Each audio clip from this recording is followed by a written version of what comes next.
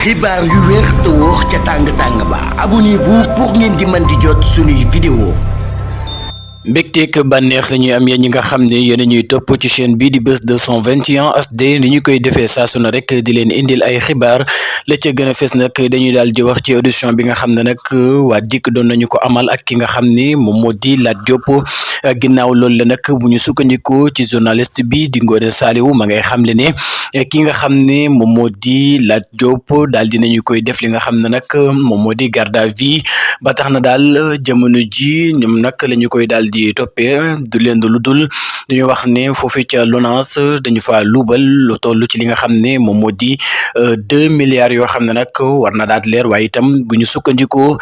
ci ki nga xam ne moom moo di avocat am maître El Hadji Diouf moom la mu xamle du leen lu dul ki nga xam ne moom moo di Lat Diop deful dara ndax moom daal laaj na kayit buy firndeel ne ki nga xam ne moom moo di Lat Diop moo luubal yi ñu koy daal di teg ci ndoddam moom nag jotul benn kayit moom maître El Hadji Diouf loolee la daal di xam kon nag moom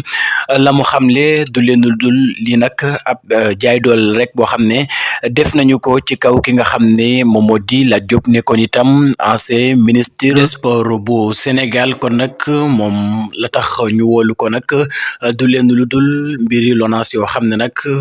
ay luubal am na fa waral nag moom Lat Diop wóolu nañ ko waaye avocat am loolee rek la daal di xamle am na ñu doon wax itam ne la tax ñu woo ko du leen lu dul ci mbirum ki nga xam ne moom moo di Jérôme Bandiaky waaye itam loole nag nekk na ay xibaar yoo xam ne wérul kon nag li fees daal